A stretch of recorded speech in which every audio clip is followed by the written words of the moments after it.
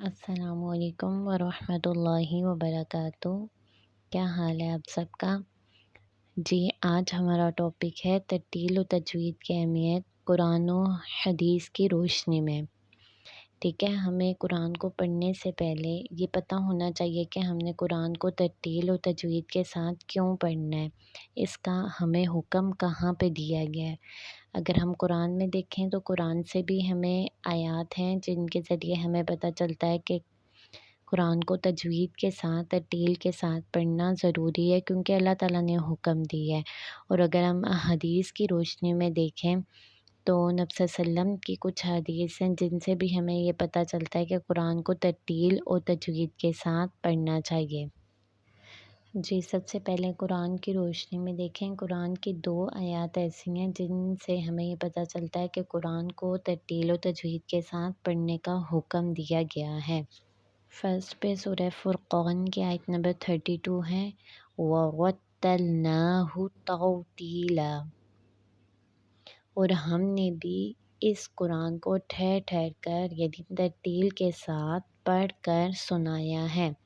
اس آیت کا کیا مطلب ہے کہ جو نبی صلی اللہ علیہ وسلم کو قرآن سنایا گیا تھا حضرت جبرائیل کے تھرو، وہ ترتیل اور تجوید کے ساتھ پڑھا گیا تھا۔ مطلب کہ جب نبی صلی اللہ علیہ وسلم پہ قرآن نازل ہوا، جب جبرائیل علیہ السلام قرآن کی تلاوت کرتے تھے تو وہ ترتیل و تجوید کے ساتھ ہوتا تھا۔ نیکسٹ دوسری آیت ہے سورہ مزمل کی آیت نمبر 4 ہے، وَرَتِّلِ الْقُرْآنَ تَرْتِیلًا، ترجمہ ہے اور تم بھی اے میرے پیارے پیغمبر قرآن مجید کو ترتیل کے ساتھ پڑھو۔ مینس کہ پہلی آیت میں ترتیل کے ساتھ پڑھ کر سنایا گیا ہے اور سیکنڈ آیت میں حکم دیا گیا ہے کہ قرآن کو ترتیل اور تجوید کے ساتھ پڑھیں۔ اب حدیث کی روشنی میں دیکھیں تو سیدنا عبداللہ بن مسعود بیان کرتے ہیں کہ رسول اللہ صلی اللہ علیہ وسلم نے فرمایا، ان اللہ یحب ان یقرأ القرآن کما انزل، بے شک اللہ تعالیٰ یہ پسند کرتا ہے کہ قرآن مجید کو اس طرح پڑھا جائے جس طرح نازل کیا گیا۔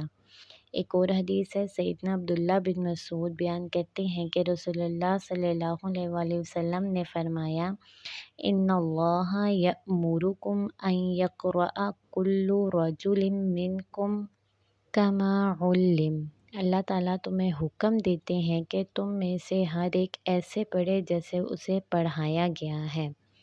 ٹھیک ہے، یہ قرآن و حدیث کی روشنی میں ہمیں پتہ چلا کہ اللہ تعالیٰ نے بھی حکم دیا اور نبی صلی اللہ علیہ وسلم نے بھی حکم دیا ہے قرآن کو ترتیل و تجوید کے ساتھ پڑھنے کا۔ اب ہم ترتیل کی وضاحت دیکھتے ہیں کہ ترتیل کیا ہوتی ہے۔ ترتیل کا لغوی معنی ہوتا ہے ٹھہر ٹھہر کر پڑھنا، اور اصطلاحی معنی میں حضرت علی کا قول آئے گا، الترتیل هو تجوید الحروف ومعرفت الوقوف، ترتیل حروف کی تجوید اور وقوف کی معرفت کا نام ہے۔ اس کی وضاحت میں آگے ہم دیکھتے ہیں کہ حروف کی تجوید کیا ہوتی ہے۔ تجوید الحروف کی وضاحت میں دیکھیں، تجوید کا لغوی معنی آئے گا عمدہ کرنا، اچھا کرنا۔ اصطلاحی معنی آئے گا قرآنی حروف کو ان کے مخارج اور تمام صفات کے ساتھ ادا کرنا۔ نیکسٹ آتا ہے وقوف کی معرفت۔ وقوف کہتے ہیں وقف کرنے کو اور معرفت کہتے ہیں پہچان کو۔ تو وقوف کی معرفت میں آئے گا کہ آپ کو اس چیز کا علم ہونا چاہیے کہ آیت کے کس حصے پہ، حرف پہ، لفظ پہ کس طرح آپ وقف کریں گے۔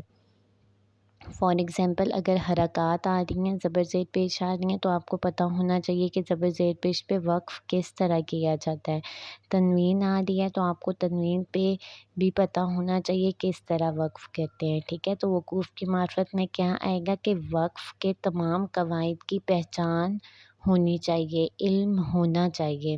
جی، قرآن کو ترتیل اور تجوید کے ساتھ پڑھنا بہت ضروری ہے، کیونکہ ہمیں اس کا قرآن میں بھی حکم دیا گیا اور حدیث کے تھرو بھی ہمیں پتہ چلتا ہے۔ اس کے علاوہ اگر ہمیں ترتیل و تجوید کے بارے میں علم نہیں ہوتا تو ہم قرآن میں بہت سی ایسی غلطیاں کر جاتے ہیں جو کبیرہ گناہ ہے، ٹھیک ہے، جو حرام درجے کی غلطیاں ہوتی ہیں۔